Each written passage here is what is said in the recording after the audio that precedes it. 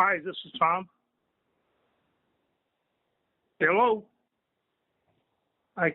You're cutting out. Who is Hey, this? it's me, Zach. Oh, Zach. Okay. Yeah, you sound like you're a little bit away from your phone speaker or something. You're coming in kind of faint and breaking just a little bit. Yeah, I just came in close and I was eating a sandwich at the same time. Sorry. Oh, okay. Yeah. I'm in the process of trying to pair up my new speaker I got for my car. For my phone thing in the car, a wireless speaker, and Oh, it nice. just came in Bluetooth. today, and now I was in the middle of trying to pair it up, wireless. Nice. It actually, I was really disappointed and ready to send it back because I plugged it in with using a cable, Uh-huh. a stereo cable, Like an the extension? single prong thing. And it worked, but the left side of this is supposed to be a single speaker, but it's supposed to play stereo, so it has a left and a right. And when I would move it all the way over to the left, it would come in nice and loud and strong. When I would turn it to the right, it would, you could barely hear anything. And so I was ready to turn this thing back in, and then I was doing this off of my computer. And I decided to try to Bluetooth it to my computer. Mm-hmm. And once I did that, oh man, I was so happy with this thing that I bought. I was getting ready to send it back to Amazon, and Yeah. but once I had it paired up to where it's playing wireless and not by the cable, so that tells me the cable connection was bad. And I'm real happy with this thing now. I'm going to buy another one. It's for my car, but I'm going to put one on the left side and one on the right side. Sweet. And It'd be like your own radio thing. It's like, yeah, yeah, 'cause it's the, Bluetooth. Yeah, 'cause Bluetooth is awesome nowadays. yeah, yeah. Like you can do anything I with bought about 4 months ago. I bought a 2004 Volkswagen Beetle. They call it the new Beetle, but it's it. 20 years old. It's actually 21 years old now, I guess. Wow, I can't believe that. But it looks That's like a brand new car, and I love it. And I used to have VW Beetles when I was young. I've had 4 or 5 of them in my life, I think. Yeah, I think I What? remember a photo of you with one and standing in front of one, or that was a cruiser you were standing in front No, that wasn't me. I don't have any photos of me with cars anywhere, I don't think. I don't think I even have a single photo of me with a car. Yeah. The only photos I took in 1973, I had a Pontiac Firebird that I bought brand new, and I took a picture of it sitting in the driveway of my house. Nice. But other than that, that's the only photograph of any cars that I've ever had. Oh no, I had a '92 Ford Thunderbird that my boss, when I was working for this FBI agent and managing his office, he bought me this brand new Ford Thunderbird. And so I do have a couple of pictures of that in my computer somewhere. Nice. That was a really cool car. It had special rims on it. It had a built-in telephone and all that. Nice. Kind of. That was back when people with car phones, you had to be fairly rich to have a car phone. I think it cost like 50 cents. I think it cost about 50 cents a minute to talk on that phone. But oh, wow. anyhow, yeah, that's like Batman in the 1960s. yeah, it was a really cool car. That was one of my favorite. Well, the Firebird was nice too, but this car was all black and had a black interior, and oh, nice. And it had kind of black and silver rims. So anyhow, it was set up like that, and it was on the showroom floor. And he took me to this dealership, and he just told me to pick out whatever car I wanted. And I saw that one, and I said, "Yeah, I'll take that one right there." That's awesome. Yeah, I would too. Yeah. Well, I brought in a lot of money for him, Nice, good. Yeah. So yeah, you worked with all the FBI stuff and everything. yeah, I worked for him for a couple of years, and then went off on my own. Yeah, I would not like that job. It would cause me too much stress. I still can't hear you very well. I wonder if my volume on my phone is up. Let me check it. Okay, okay. Can you hear me now when I talk this Yeah, way? that's better. That's better. I wouldn't be able to stand that job because all what I've been through already and what I've seen online is things that just make you go insane, and they would make any normal person go insane. Yeah, yeah, I know what you mean. Right, because you can't Th- just see th- all that stuff and know about it and be like, oh, only people with mental illness will be affected by it. No, no, Yeah. no. Well, being a cop is where I saw more blood and guts and stuff like that. Um, Oh gosh. as a private investigator, I did handle a few suicides. Kurt Cobain's wasn't the only one. Um, but you know, when you're a cop, you get calls to dead bodies all the time, and sometimes they're suicides, and sometimes they're accidental deaths, all kinds of things. But you have to see death all the time, you know, when you're a cop. Yeah, I remember when I was like 17 because I started writing serial killers and I looked at the best score stuff and I should never have looked at that stuff. It traumatized me. But I was shown that stuff when I was in a youth shelter by these kids that had a laptop. Oh, really? Yeah, that really Wow. traumatized me. Yeah, that must have been pretty traumatizing.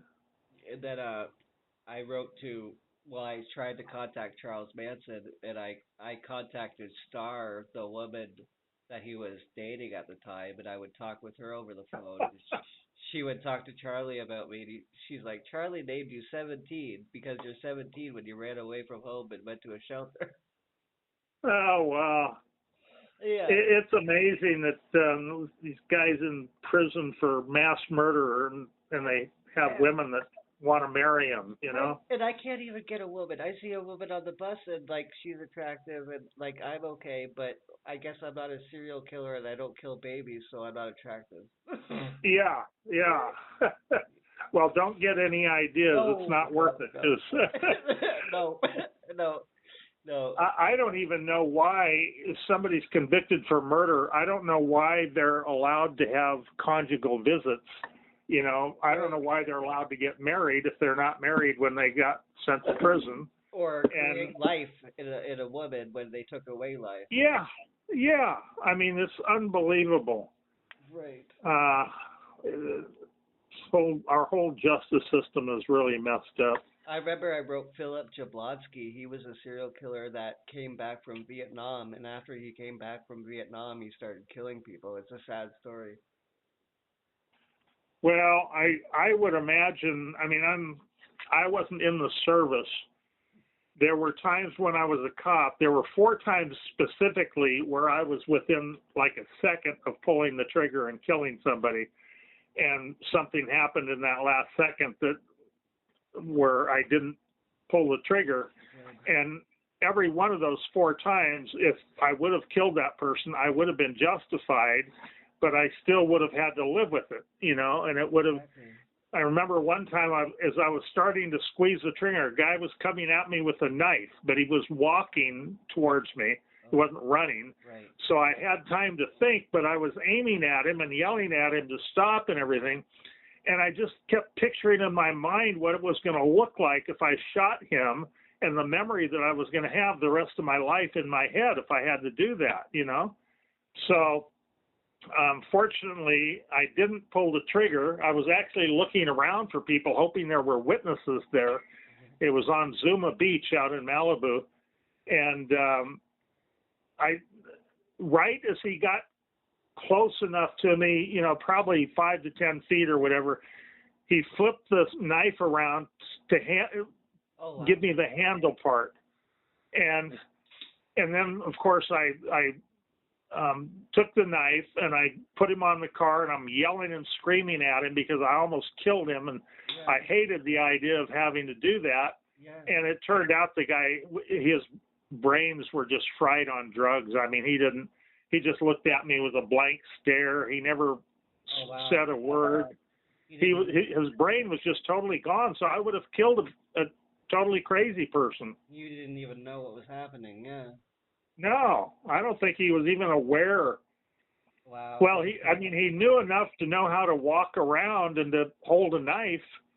But I've seen so many police activity body cam footage on YouTube, and most of them they just shoot even when the person's not running towards them. They could have shot them in the leg. well, yeah, But you're trained not to ever do that. You're trained. One of the things that we never forget from the Sheriff's Academy I went to, anyhow, and they probably, let me just half a second. They probably have a new film that they show now, but I remember when in our class, when they were telling us about shooting and why you don't aim to shoot somebody in the leg or the shoulder or whatever, if you have to pull the trigger and if you have to shoot at someone, you shoot to kill. And then they show us this movie or video or whatever, I guess it was 1969, January of 1969. But they showed this guy that had been shot by the police, and he was hit 22 times before he stopped firing his gun. Oh, wow. So they use that as an example, and there's plenty more examples too. I can even think of some that I'm aware of, and I had a partner that got shot and killed while I was working in West Hollywood, and wow. but there are as you learn more about police work and as you experience it, and then from the training in the academy, you start to understand why you if you got to use your gun, you have to shoot to kill, because the only reason you'd be shooting the guy is because you're in danger of your life, or the person is endangering someone else's life. That's the only reason to shoot somebody to kill them. Yeah, I think when the police shot this one person like 4 times, they acted like they were like dead, but then like Jason, like from the Friday the 13th movies, they actually came back up and started trying to shoot again. Yeah, exactly. That's why when you do see a shooting like on YouTube, a lot of times they'll show police shootings, and when the cop starts firing, if it's just one cop and one suspect, for example, who's armed or whatever, the cop just pulls the trigger as many times as he has bullets. You know, we only had 6 because we had revolvers back then. But now with the automatics, they have as many as 15 rounds in the police automatics. Oh, wow. And they'll just empty the whole thing. They'll just keep shooting, every round they have. Sometimes and if there's 2 or 3 other cops involved, they'll all be emptying their guns on the person. So yeah, they just don't take any chances because they know, if they don't wound them mortally to begin with, the guy can still keep firing, Because I've seen other body cam footage where the officer decided not to shoot them, but then they got shot or they got stabbed. Oh, I've seen so much of that on TV. Like they used to have that program, The Cops, and I saw stuff. I would watch these police officers, like in Florida. We had the best training. I mean, the LA Sheriff's Department is one of the biggest law enforcement agencies in the country, and I really believe our training was probably better than any other police department that I'm familiar with. It's certainly better than LAPD's. Okay. And what was the point I was going to make? I got off on a tangent there, and there was a point that I was going to make there about our training. About how you don't shoot you shoot to kill, but you don't. Yeah. Yeah. There was some. I mean, I'd already told you. Oh, it had to do with something I'd seen on TV. Oh, yeah. The point that I was going to make is when I used to watch Cops, that TV show Cops on TV. I don't know if you're old enough to remember that. Yeah, I would watch these cops walk up to a guy that they had just stopped, and the guy would be shady looking. I mean, he looked like you can't really tell. Yeah. You can't tell a criminal or a killer from a from a nice guy just by looks alone. But then there are some people who are cruising around in old broken down cars and in neighborhoods that they don't really belong in, and you can tell a lot of times when there's somebody you need to check out a little bit. Yeah. And I'd see these cops. I remember one in particular. He was a little bit heavy set, a little bit overweight. He'd probably been on the department for 5 to 10 years or something. And he walked up to this car and started talking to the driver of the car. And he was looking all around. He was looking to his right. He was looking to his left. It was all casual to him. And we were trained when we walk up to a car, you keep your eyes on the driver and on his hands. You don't know if this guy just committed a robbery or who it is that you're stopping. And anyhow, my training kicked in as I would watch that TV show Cops, and I would see these guys, and I remember watching that one guy and the way he was just talking to the guy behind the wheel. I could tell the guy behind the wheel was trying to hide something, that he was afraid, he was nervous and everything. The cop didn't even pick up on that. Oh, wow. And I'm saying to myself, that guy's going to run. He's going to jump out of that car and he's going to take off and run. And sure enough, that's exactly what happened. And the cop wasn't paying that much attention. All of a sudden, the guy's out of his car and running, and the cop, and then he takes off running after him.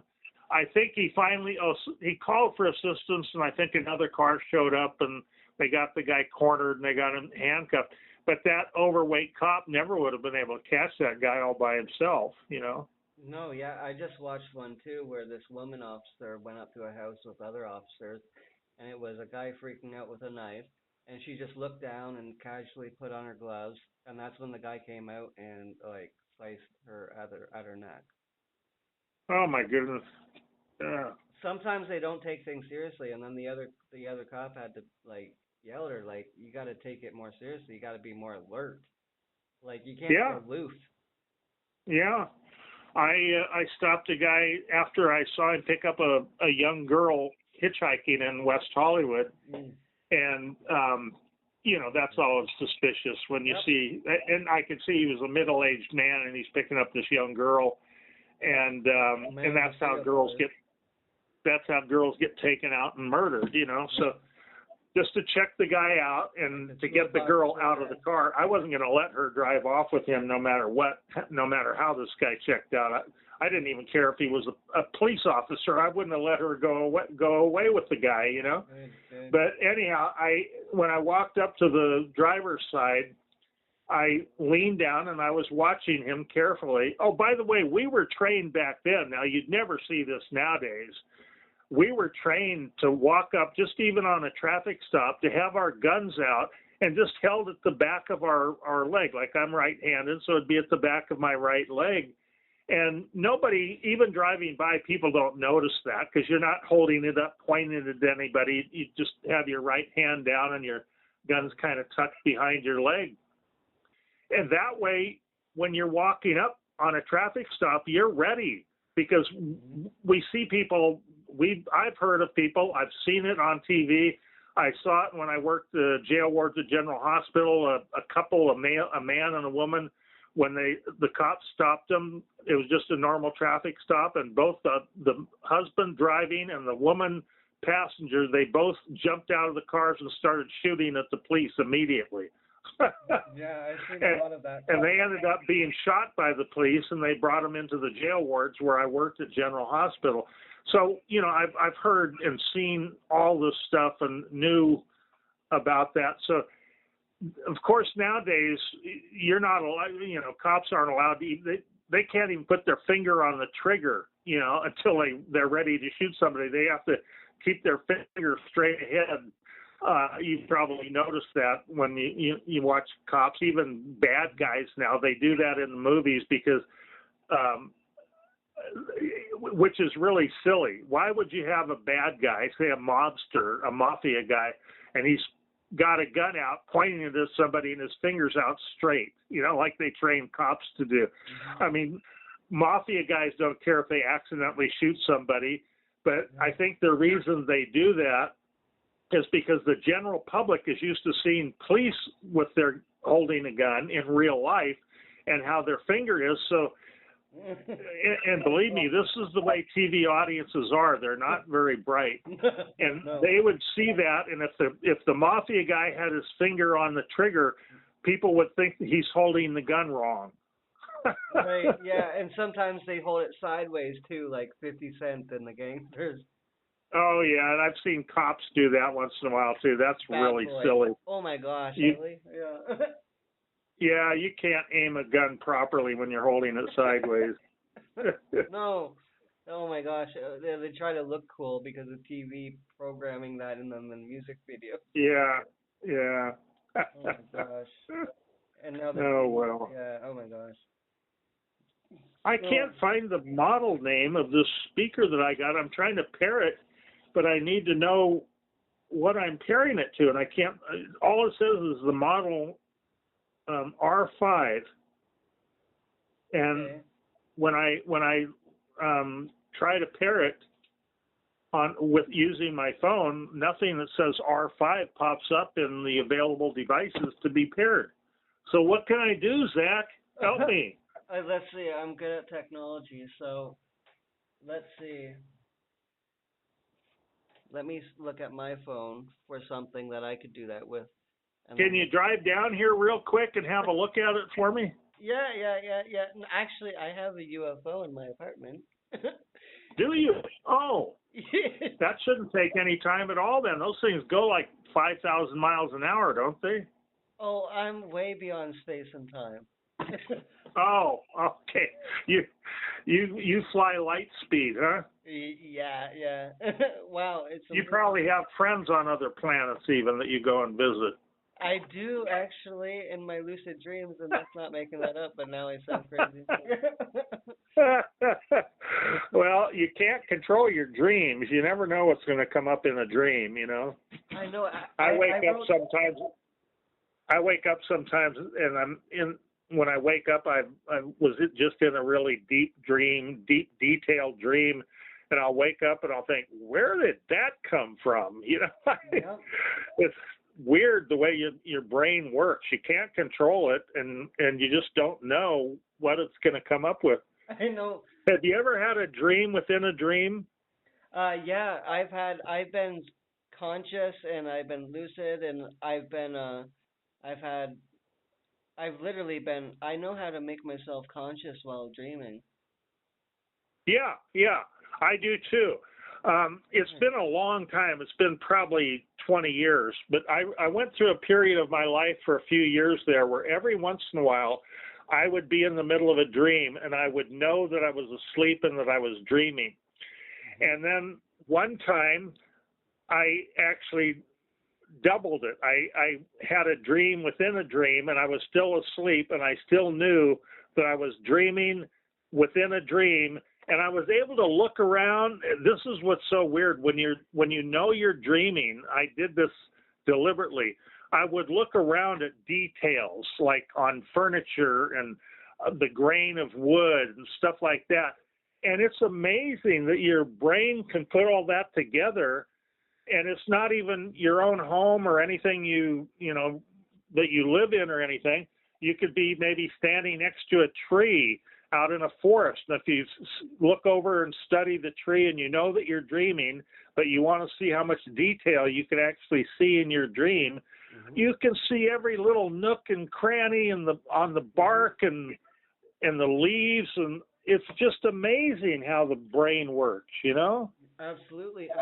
I know all about this, and before Sarah had me charged and arrested, I started having these lucid dreams, and I broke down, and then I remembered I had them since I was a baby. And that we all do. Wow. Yeah.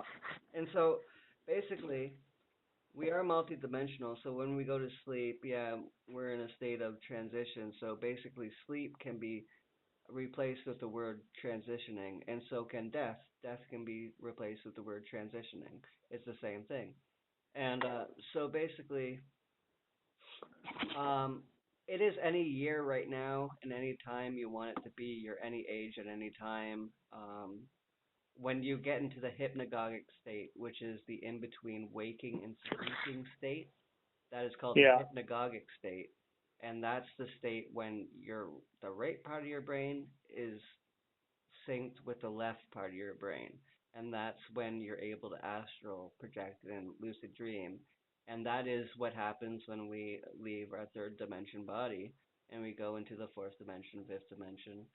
And, Well, we, that's a yeah. I mean, I know what you're talking about, but I think that's a philosophical thing, no, opinion you're I've literally expressing. lucid, like, I do this, like, literally, like, I've floated around my apartment in here, conscious in my dreams.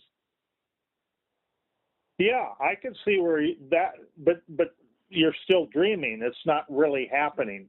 You're not. You can make your. I mean, I could see where I could fall asleep, The same and experience if I happened to me. find myself floating, I could control where I'm going to float to and all that in my dream. But But this is the thing, your it's brain, usually everything is energy. Einstein said that everything is energy, and even it just transforms. It never dies. So your brain, the table, everything is energy. well. I mean, we could get into a philosophical discussion about that. I'm a Christian, and I believe in God, and I believe God created us and No, I think created the heavens and the earth and you want to everything. know. I've had lucid dreams even with Jesus since I was a baby when my mom used to tell me about him, and Oh, literally that's nice. I do remember these figures like Catwoman and everything from the Batman movies around me, and like reptilian kind of figures around me as a baby when I was in the lucid state.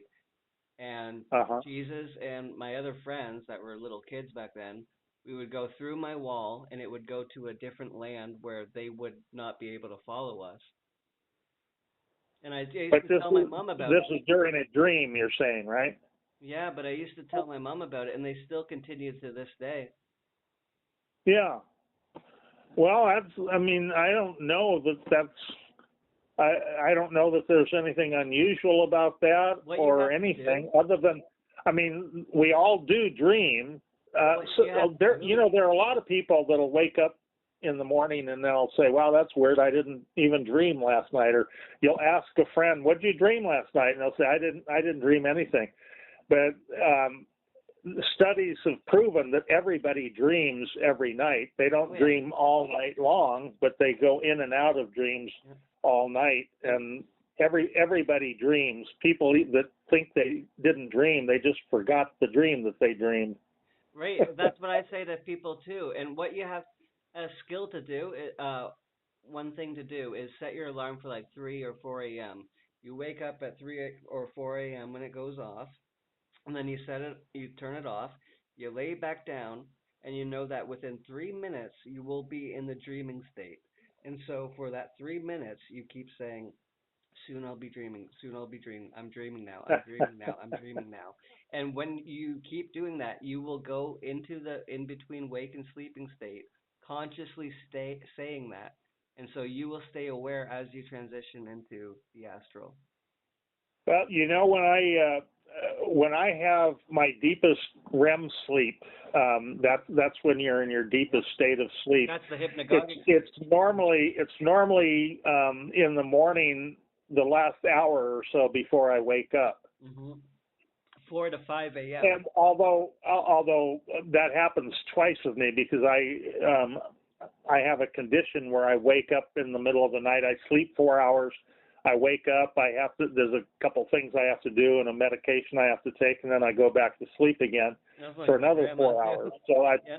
I probably have REM sleep twice where I have a deep dream twice, but it usually leads to me waking up, you know? Yeah, that's like my grandma too. But that's the state. You think I think like the Egyptians, how they were always in the hypnagogic state. Like we should have been too. But with school and everything, we were told that our imaginary friends and our imagination isn't real, and God isn't real, Jesus isn't real.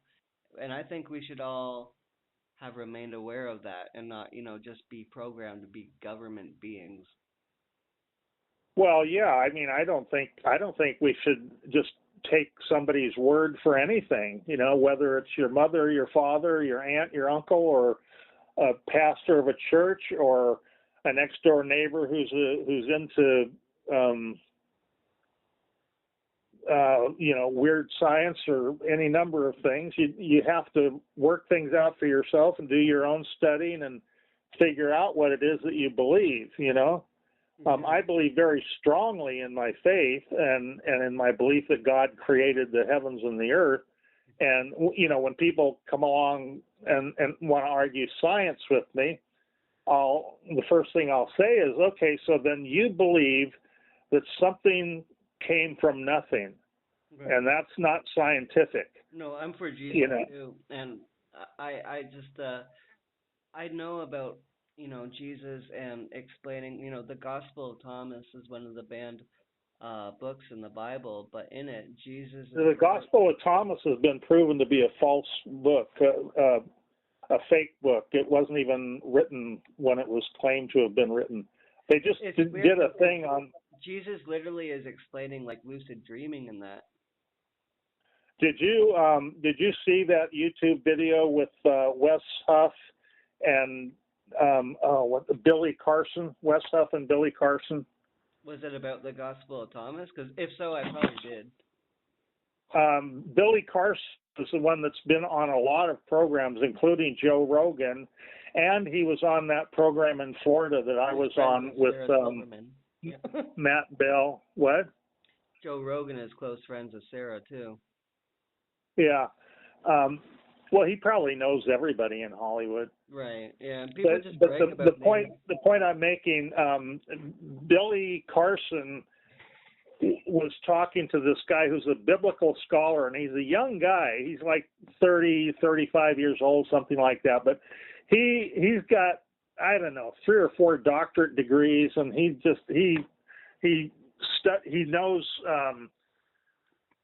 knows Greek, Hebrew, and what's the other one in the Bible? He knows all the languages. He can read different languages from the Bible, and he's researched the original manuscripts. And anyhow, they have a debate, and Billy Carson has been going on all these radio shows and talking about the Gospel of Thomas. Mm-hmm. And there's another book that he mentions. I forget what it was right now, but he just talks about this stuff as if he knows, as if he's an expert in it. And he didn't realize that he was debating a guy who is a really well-educated biblical scholar. Mm-hmm. And Wes Huff, if you look on YouTube and just type in Wes Huff and Billy Carson, you'll see the details of that debate, and they'll show parts of it. And Billy Carson had to admit at one point that Wes Huff was right and that he was wrong. And then he started threatening. Billy Carson started threatening to sue people if they post that YouTube video, and he just got really angry because he's been making a lot of money off of all these interviews. And now Wes Huff came along and proved to him that he was wrong about these things that he's been saying, and to the point where he could document it well enough where Billy Carson had to admit that that Wes Huff was right. And if you look up Billy Carson on YouTube and Wes Huff, Huff, you'd probably enjoy listening to them, just listening to them talk. It's not an argument, it's not a heated argument or anything. It's just a conversation. I like Bob Larson too. Do you know Bob Larson? I think I've heard him before. Yeah. The Exorcist guy. Yeah. Yeah. In any case, the whole thing was, I wanted to point out to you that Wes Huff proved and showed documentation that the Book of Thomas is not a real book. It was written, I think he said somewhere in the, now I could be wrong about this because my memory about details, unless I'm directly involved in it, isn't that good. But I think it was written somewhere around the 1500s or something, and there's documentation where the Book of Thomas came from and who wrote it. And Yeah, who would have wrote it's it very back well then? documented that it's a fake book. It's not a real book that ever would have belonged in the Bible. It wasn't even written during biblical times. Okay, yeah, because all I've heard is that the Vatican removed it from the Bible because it was too powerful and for. No, they didn't remove it because it was too powerful. They removed it because it was uncovered as a fraud, as a fake book. And I don't think the Vatican ever had the Book of Thomas in their Bible. And you know what's the guy that behind QAnon, Thomas, he was convincing me and other people that he is the reincarnation of that guy in Thomas, and that's what he's still doing. The guy behind QAnon. I've never heard the name of anybody behind QAnon. I'm very familiar with QAnon, Yep. Jim but I've never seen where anybody named the person who is QAnon. Yep, Jim Stewartson and Stephen Hassan. Stephen Hassan helps people that were in cults and everything. He's on CNN a lot. He helped me, and Jim Stewartson is the one that did the article about Thomas Schoenberger being the one behind QAnon. And Isaac Happy was one of the people that fell for him. One thing I will say is I have a lot of friends and one family member that was really into QAnon really deep. And I've studied cults in my history, in my past. I mean, I'm a 78-year-old man. I've been involved in a lot of stuff. You want to stay away from Thomas Schoenberger. He's the biggest cult member on the internet these days, and he's really probably, yeah. What I will say is QAnon is definitely a cult. I mean, if they know who he is now, that's interesting to me because I've never heard any. Wait, let me finish. If people know who QAnon is now, that's the first time I've ever heard that. But this has been going on for years and years, 5 to 10 years or whatever. And my whole thing is these people, they'll say QAnon made a drop today, and then they'll read out this cryptic thing that could mean any number of, different things. Tom, I really and they believe in it so deeply. And my thing was always, if somebody's not willing to say who they are, that's a good sign right there not to get involved with them. I mean, I've had people in the Cobain case that have contacted me that I know who they are. They'll tell me their name and they'll give me information that I wish I could use. But by the end of the conversation, they'll say, "But Tom, I don't want you to use my name." And then I'll say, "Well, I'm sorry that I can't use the information, I wish I could quote some of the people that have talked to me and told me certain things, but then they asked me not to use their name. And I'm not going to go out there and say, well, an anonymous person told me this, or a certain person told me this or that, but they didn't want to be named. I mean, you can make up any lie you want to if that's the way you're going to operate, Yeah, And I know a lot of guys who write books that do that. They'll write stuff in a book, and then they'll say a friend of a neighbor, or my case with Isaac, if you look on my website, they held him hostage and made him make a video before they killed him, and the guy behind QAnon is known. He's well known now. It took a while. It took until like 2022 to get to know who it is, and that's why my case with Sarah Silverman exploded, because I'm like, I'm working with the guy. Is there a link to that on the internet anywhere? I mean, can you send me the link by email? Can you send me the link by email? Yep, I will. And okay. I even put all the links on my website too, on my case page. So I'll send that to you too. I have like a website like yours too, like laid out with mine. Oh, okay. Yeah. And I was paid by him and Michael Levine, Hollywood composer, to put out misinformation, and Alex Jones from InfoWars, his cameraman. They're all linked in with the person behind QAnon. Yeah, I've never liked Alex Jones. I think he's a big blowhard. They're controlled opposition. They're there to stress you out, make you stressed, and make you explode and do something bad. Yeah, Yeah. And then Well, cover it up and act the thing that bothered me the most, I never liked his personality. For one thing, he's just too out there and too pushy and too arrogant and stuff like that. But too much of a what macho really man. got me is when the bombings the bombings in Boston or The bombing. no the school shootings. There was something that he said were fake. Sandy Hook. What? Sandy Hook. Yeah, he said Sandy Hook was fake. It didn't really happen. And can you imagine being a parent of one of those kids that was killed and have to listen to this idiot say it didn't really happen? Yeah. And they sued him. I mean, that's why he went off the air for quite a while. This is the more evil thing. I think he does that on purpose, knowing that it's real, but says it's fake, and exposes real things too, but does this so that it makes everything look crazy. Yeah. And that's more evil. That's organized evil. I remember when when I was doing interviews with a lot of really big stations and television stuff and all that, and somebody said you ought to you might be getting a call from Alex Jones.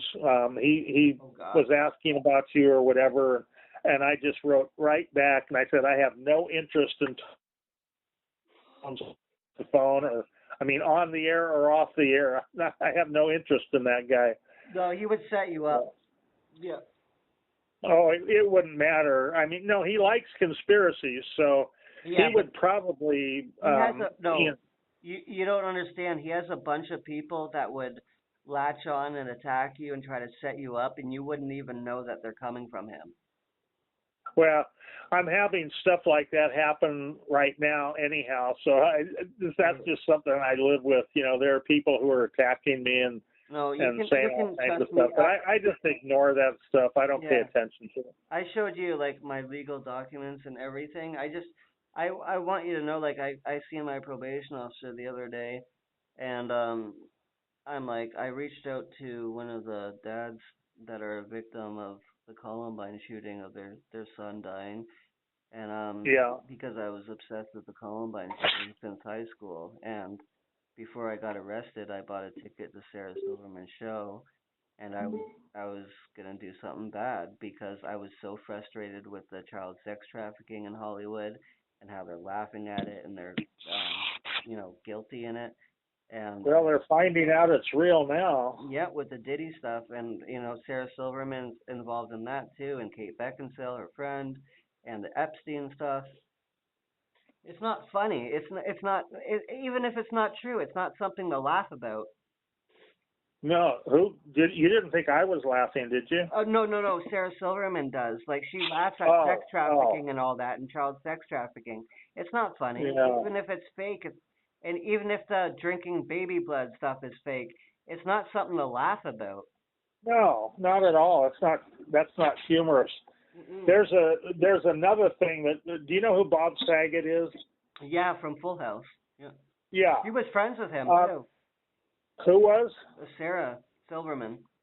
Oh, I'm sure. Most of those people, they all know each other. They've come across each other here or there. Okay. And stuff they do. But Bob Saget did a thing that got put on YouTube. I don't know how it did, but apparently it's a long-running joke. I even heard Whoopi Goldberg do her version. And you're supposed to just make it up as you go. And you talk about it's called the impromptu? The what? Impromptu comedy?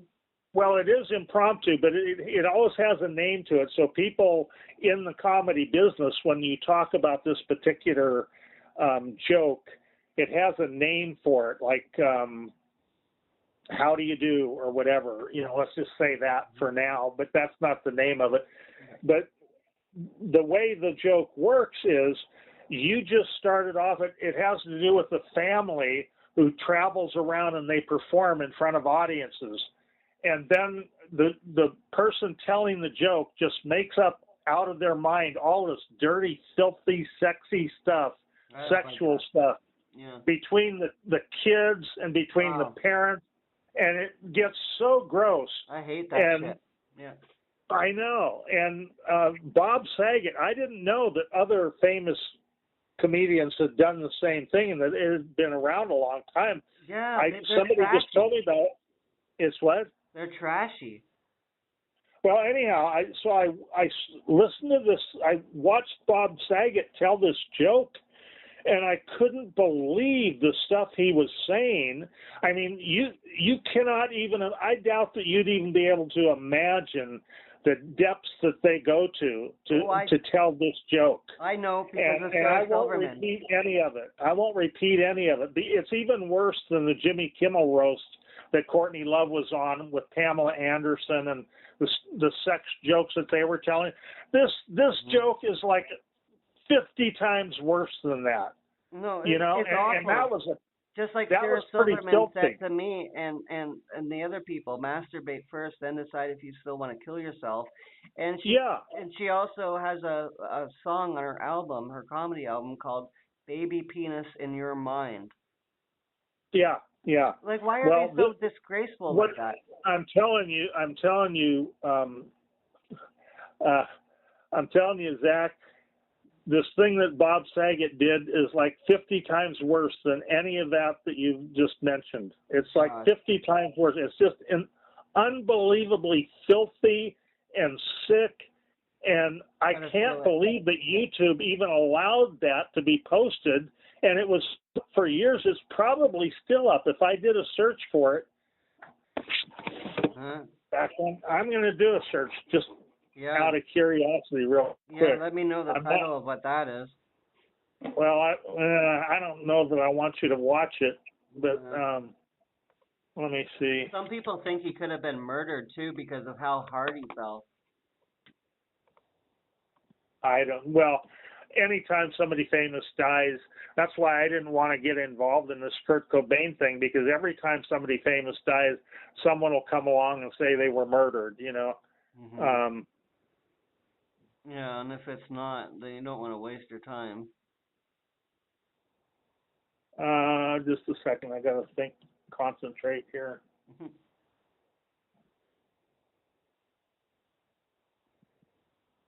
I typed in the search Bob Saget's dirtiest joke. I'll see if it comes up. Yeah. Yeah, no wonder Sarah. Yep, here it is. Oh, wow. Here it is. It's still on there, and it's called. Here's the name of the whole shtick, and every comedian will do it the same way, but they call it the aristocrats joke. And the reason they say that is because in the end, after they present their act to some agent or whatever, and Bob Saget describes all the stuff that's in the act and all that, and it's actually the father telling this talent agent what the family does for entertainment, you know, to entertain audiences. And then the agent will say, and what's the name of your act? And the name of the act is the Aristocrats. And that's the ending line of the joke. What's the name of your act? It's the Aristocrats, you know, which is supposed to be really sophisticated, you know. Mm-hmm. And that's part of the joke, too, because it's just the opposite of how filthy this joke was. Wow. But, I can't believe he worked on, like, with Mary-Kate and Ashley Olsen, like, when he's doing shit like that, like, jokes like that. Those aren't jokes either. Yeah. Do you want to hear? Well. Yeah. What will it disturb you much? I mean, I don't want to mess up your head. No, it's okay. I'd like to. Because, okay. Yeah. Okay. Here goes. Yeah. Just play it. Wait. Oh, I know. I know why it's not up. Okay, there we go. Okay. Yeah. Okay, I'll put the speaker by here. All right. And so he just pulls out the tampon and throws it at the window, and it sticks. And then they all just start fucking each other. They go down on each other in all different configurations. It's 69, it's 29, Just a minute. young, it's 9. His father bends his kid over on the guy's desk, and he's like taking him from behind. All of a sudden, the kid can't take it. Diarrhea starts squirting out of his ass, and he won't stop. It's like a hemorrhaging shit ass. The kid starts spinning in a circle because he can't control it. It's kind of like... Can you hear that? No, why are the keys? He's spinning in a circle. The projectile shit is just flying at him. It's going all over the room. It's like spin art. The room has got feces just dripping down. This poor kid is convulsing. He starts throwing up. You don't know whether to shit or puke in this room. That's all. What the fuck am I doing? He's just getting started. The mother clips all the nails off of one of her hands, puts it up her daughter, and starts working her like a puppet. She's spinning her on the hand, and while this is going on, and they're skating in it, of course, and they're slipping, and with skating in your own feces and vomit and stuff, there's always going to be pratfalls, because you can't help it, it's slapstick. So they're slipping in it, and they're covered in it, and their faces are covered in it. Then they all start singing We Are Family by Sister Sledge, which I think is offensive, because you don't want to mix incest with feces and racism. I think it's wrong, and they shouldn't have done it. That's how I look at it. But you know what? An opening act's an opening act. So they continue. Father can't help himself, falls back, smacks his wife right in the mouth, knocks all of her teeth out, sticks his fist, accidentally, mind you, down her tubeless throat. Unbelievable. He actually... Okay. Anyhow, you get the idea? Yeah, he sounds like a serial killer. I know, and all of the famous comedians have done their own version of this. If you type in a search for the Aristocrats, you'll find other comedians that have done their version of the same joke, and the whole idea is to make it dirtier than the last guy. I mean, they talk about the two kids having sex with each other, having sex with their parents, all four of them together, and puke. And I mean, that's no longer comedy. That's just you need to be locked up. Yeah. The title on this video with Bob Saget, and I think they got him doing the same joke in several different videos, but on this one that came up, it's called The Dirtiest Joke in the World. And it is. I've never heard anything that sick before. And here they take down YouTube videos because they say the word suicide or something in them, when we're talking about the Cobain case or something. But yet they'll let Bob Saget and other comedians say stuff like this. Mm-hmm. Yeah, and Sarah say that about suicide and masturbate, and that's okay. And she can say suicide too, but it's like some people, they don't get banned even no matter what they say. Yeah. And that's what I don't, it's not comedy anymore. Bullying people isn't comedy. You can still be funny without bullying people. Well, people in the entertainment business, they're so sick in the head that they think this is cool. Just like, comedians getting up on stage and using the F word all the time. And that's a big, people will laugh. Every time they say the F word, people will laugh because they feel like that's so sophisticated that they can talk like that in front of a big audience, Right, like even Courtney too. But it's like when I was 14, Sarah Silverman, she inspired me and my friend Carmen, my best friend Carmen at that time, to think it was funny to make fun of people in sexual ways and make them embarrassed and laugh about it, because that's how she was on her show back then. Yeah. And then when I got older, I realized it wasn't. And she is still doing the same thing at 54 years old. My goodness. Yeah. Well, I learned in public school that that's not right, and that, I can't believe she inspired me to be that way, and she takes no credibility for anything she does. She just blames it on, I'm an entertainer. I can do whatever the fuck I want. I can say, hey, you go fuck your grandma, and I can get away with it because I'm a comedian. Yeah, right. Well, a lot of those comedians don't have homes anymore because they just burnt down. Good. I hope Sarah's did. Yeah. Yeah. Well, I know Anna Faris's did, and Anthony Hopkins. But... Yeah, I know Mel Gibson lost his house. Yeah. But he had a lot of nice stuff to say. He said, God gives and God takes away. You know, we're not going to take anything with us when we leave this earth. I You know, like him, and he's the type of person that exposes even QAnon and people like Thomas. yeah, You know? yeah. And I like him too. but as soon as you have someone standing up against them, they start their disinformation campaigns, where they mix Yeah. in truth with falseness, so that they can get as many confused people online as they can to defend them. Yeah. That's so stupid. Well, they can all have each other for friends. I don't want to be their friend. You know, No, I've been around celebrities all my life because I've grown up in the LA area, and of course I've had an office in Beverly Hills for quite a while, and I've worked for a lot of famous people. Do you know who Sammy Davis Jr. is? yeah, the comedian, right? No, he was with he was part of the Rat Pack with who's it? Frank Sinatra and the rest of them. You're probably a little too young to remember, Yeah. but anyhow, he's like a A-list of A-listers, back in his day. Mm-hmm. I worked for him for 6 years, and I was in and out of his house all the time. And that guy was one of the grumpiest, meanest men you'll ever meet.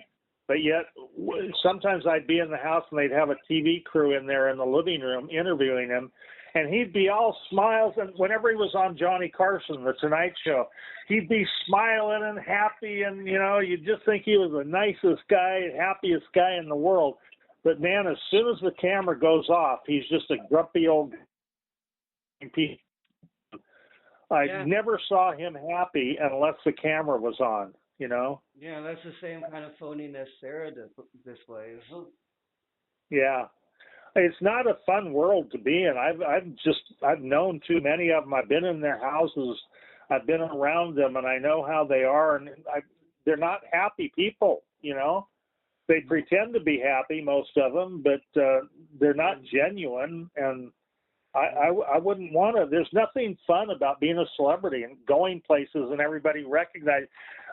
These young people, it gets to their head and they think, oh, well, I'm famous. People know who I am wherever I go, Mm-hmm. But that gets old. You don't see very many older famous people that have been famous for a long time that really think it's fun. They don't like it because they can't even go out to a restaurant with their wife or family without getting bugged for somebody walking up to get an autograph from them or something, Yeah, and it's not cool or fun feeling like a prostitute with everyone wanting you. Yeah. Anyhow, I better get going. We've been on the phone for quite a while here, and I got to get some stuff done before I go to bed pretty soon. Holy moly, I didn't notice it was that long. Yeah. Yeah. But it was good talking to you, Zach. You sound like you're doing well. Thank you. Yeah, I'm all right. I'm doing okay. For now. Yeah. Is it okay if I talk to you again next week? Yeah. Sweet. Just do like we did, email me and check to see what's a good day and time for me. Okay. And, yeah. That'll be awesome. Thank you. I like talking to you, so. Thank you. Me too. And I want to keep checking up on you, making sure you're doing good. Thank you. Yeah. I will. And yeah, I was talking to Danny tonight too. Danny Rich on video, and he said he talked to you and that everything's good and you guys both care about me. Danny, wait a second. I'm trying to remember who he is. Oh yeah, we talked briefly on the phone, but I don't. I don't think he has any part in the whole thing. No, so he doesn't. Yeah, that's why I still talk to him and I'm friends with him because I know he didn't. Yeah. No, we're like that. I think he called me or emailed me and asked me if he could call me or something. I don't remember, but I just remember, saying, "Well, Daniel, why are you worried about it?" He's concerned about other people saying certain things and blah blah blah. And I said, I don't believe you had anything to do with anything, and so you just have to forget what people say about you. If you know that you didn't do a certain thing, I mean, I've got people online right now doing videos about me and just making stuff up and saying things that just aren't true. But I know I was there, so I know what happened. I know what I witnessed, and when somebody says he's lying about that or whatever, that doesn't really bother me because I know, you know. I don't have to convince other people to believe me or not. They can believe me if they want to, or they don't have to. It's not going to change my life, you know. No, I like how Dan said, like, you guys were talking about me and how you guys both care about me. Oh yeah, that's right. He did know. He was aware of you. Yeah, we did bring you up.